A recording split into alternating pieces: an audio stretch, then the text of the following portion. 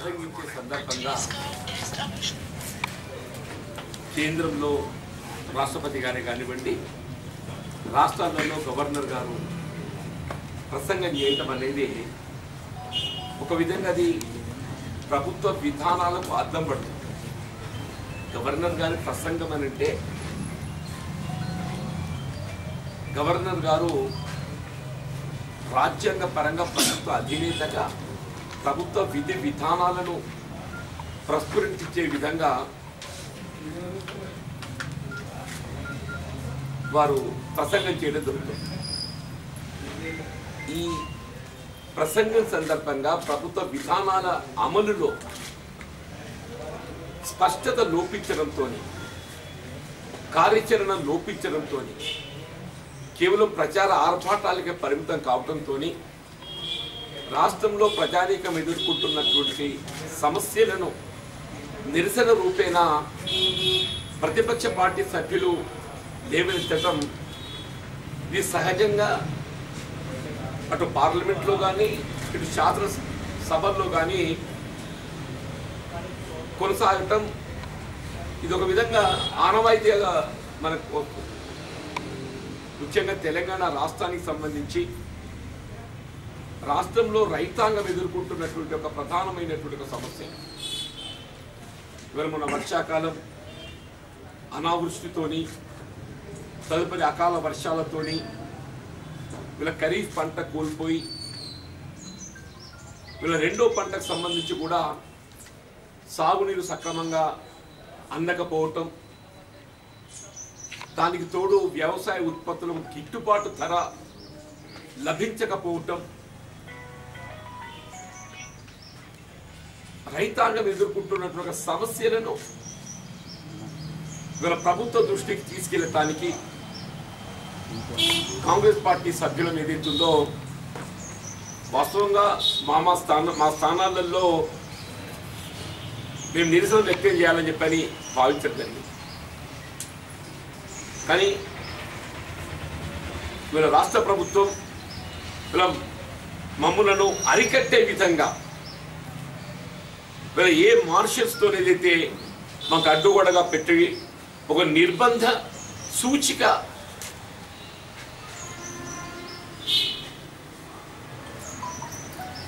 అమలు చేయడంతో ఒక విధంగా రెచ్చగొట్టే విధమైనటువంటి ఒక చర్యలు చేపట్టడంతో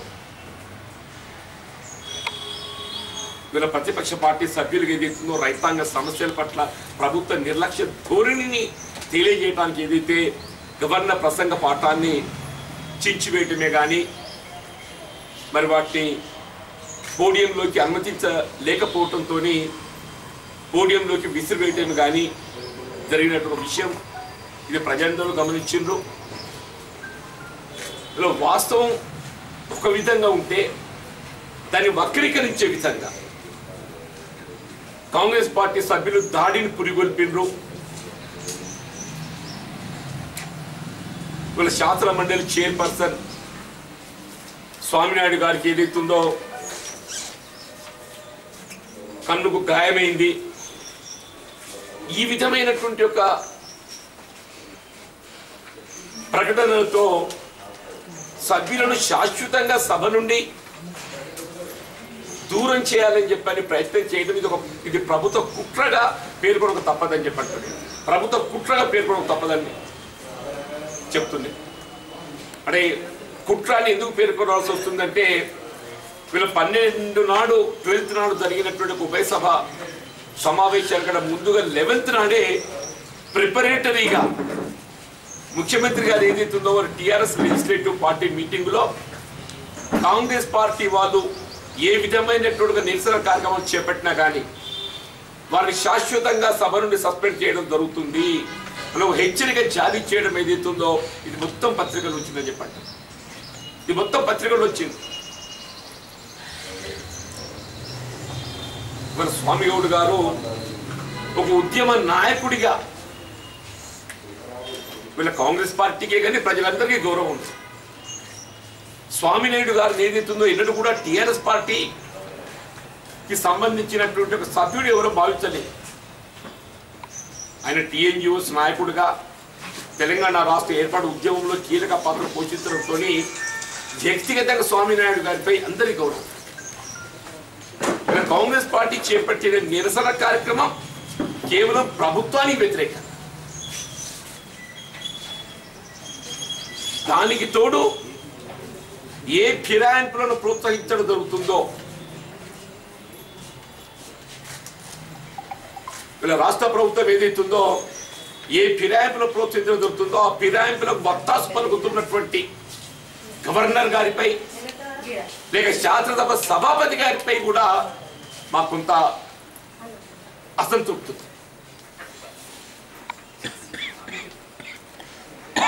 తెలంగాణ రాష్ట్రం ఒక నూతన ఒరవడితో దేశంలో ఎక్కడ లేని విధంగా మరి ముందుకు పోవడం జరుగుతుందని చెప్పిన ముఖ్యమంత్రి గారు పేర్కొంటే మేమందరం కూడా నిజంగానే ఇలా ప్రజాస్వామ్యయుతంగా రాజకీయాలకు అతీతంగా ఏ విధంగా ఉద్యమ కాలంలో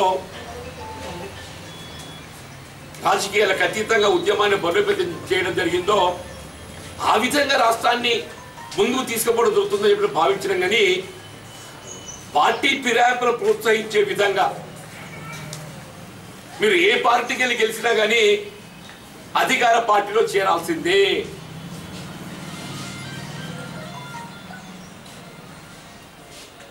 లేని పక్షంలో పరిణామాలు ఏ విధంగా ఉంటాయి అని తెలియజెప్పడానికి నిన్నది ఒక హెచ్చరికగా మేము గమనిస్తున్నాం చెప్పి ఒక హెచ్చరిక గమనిస్తున్నాం చెప్పండి.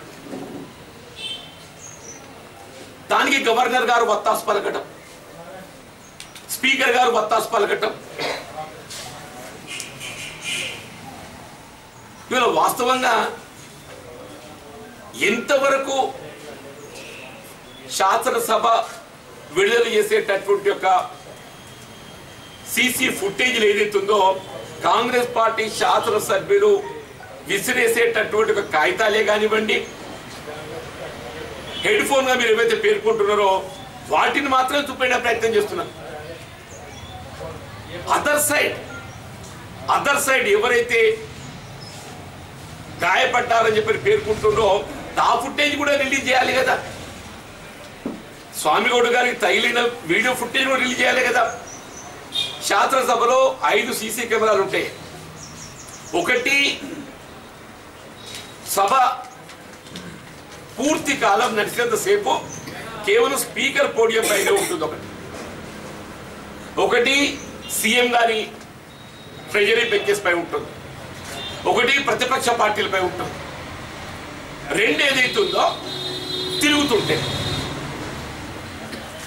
ఇవాళ గవర్నర్ గారి ప్రసంగం ఆద్యంతం ఏదైతుందో మీరు సీసీ ఫుటేజ్ ద్వారా వీడియో రికార్డింగ్ చేయడం జరిగింది. మరి ఆ వీడియో రికార్డింగ్ మీరు ఎందుకు విడుదల చేస్తున్నారో చెప్పండి. ఆ వీడియో రికార్డింగ్ లో సుస్పష్టంగా నిజంగానే స్వామిగౌడ్ గారికి తగిలినట్టయితే దట్ కెన్ బి రిలీజ్. నిజంగా తగిలినట్టయితే వి ఎక్స్ప్రెస్ అవర్ రిగ్రెట్స్ అంటున్నాం మేము. స్వామిగౌడ్ గారి మీద మాకు గౌరవం ఉందని చెప్పండి. నిజంగానే స్వామి గారికి తగిలినట్టయితే మేము తప్పకుండా మేము క్షమ అడుగుతామని చెప్పంటున్నాం. వి ఎక్స్ప్రెస్ అవర్ రిగ్రెట్స్ అని చెప్పని కూడా అంటున్నాం మేము. ఆ ఫుటేజ్ రిలీజ్ చేయకుండా కాంగ్రెస్ పార్టీ దాడులకు పాల్పడ్డది. అసలు బేసిక్ గా గమనించాల్సినటువంటి అంశం ఉభయ సభలను ఉద్దేశించి ఏదైతే ప్రసంగం చేయడం జరుగుతుందో అది కేంద్రంలో రాష్ట్రపతి పర్యవేక్షణ జరుగుతుంది, రాష్ట్రాలలో గవర్నర్ గారి పర్యవేక్షణ జరుగుతుంది. ఉభయ సభలను ఉద్దేశించి ఏదైతే ప్రసంగం చేయడం జరుగుతుందో ఆ సమావేశాన్ని పూర్తిగా గవర్నర్ గారే దాని సంరక్షకుడు, పర్యవేక్షకుడు. ఆ సమావేశంలో ఇటు స్పీకర్ గారే కానీ కౌన్సిల్ చైర్మన్ గారే కానివ్వండి గాక వారు నిమిత్త మాత్రం. పార్లమెంట్లో మీకు ఒక నీతి, అక్కడ ఏదైతుందో పార్లమెంట్లో మీరు ఏ విధమైనటువంటి ఆందోళన చేయొచ్చు మీ సభ్యులు. శాసనసభలో ఏదైతుందో ప్రజా సమస్యలను ప్రతిబింబింప చేయడానికి కొరకు ఏదైతుందో మేము మాత్రం నిరసన వ్యక్తం చేయకూడదు. మీరు దేశ రాజధాని ఢిల్లీలో ఏదైతుందో మీరు నిరసన కార్యక్రమం చేపడతారు, ఆందోళన కార్యక్రమం చేపడతారు. కానీ హైదరాబాద్ తెలంగాణ రాష్ట్ర రాజధానిలో మాత్రం ఏదైతుందో మాకు నిరసన కార్యక్రమం చేపట్టడానికి మాకు వేదిక లేదు. కాంట్రిబ్యూటరీ పెన్షన్ స్కీమ్ కు సంబంధించి ప్రభుత్వ ఉద్యోగస్తులు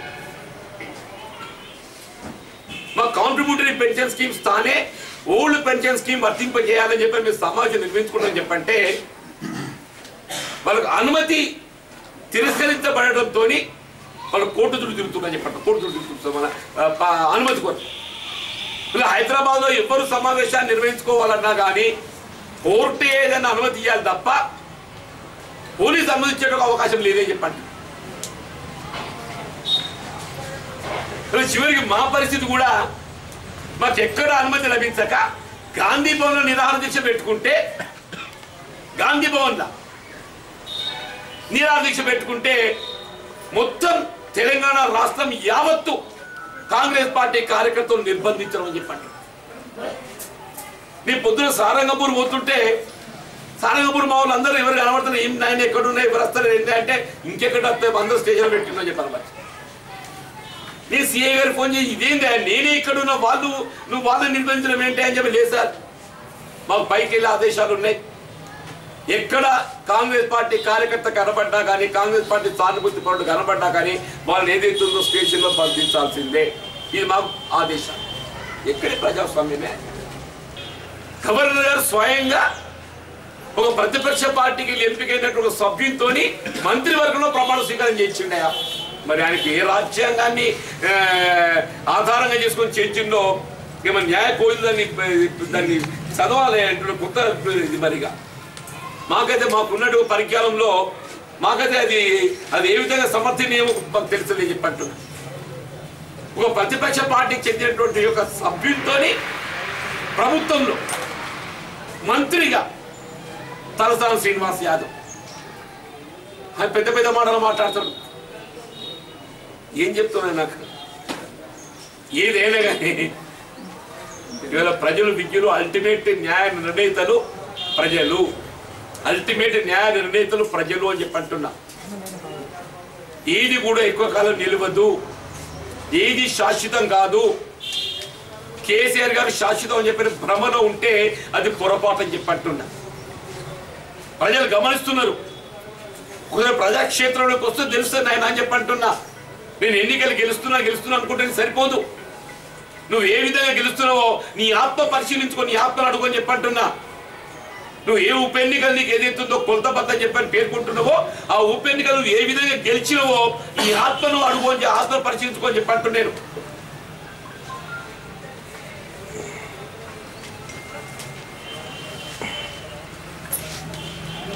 అంతిమ నిర్ణీతలు ఏదైతుందో ప్రజలు ప్రజాక్షేత్రంలోనే ఏదైతుందో మా భవిష్యత్తు తీర్చుకుంటామని చెప్పని పేర్కొంటాం.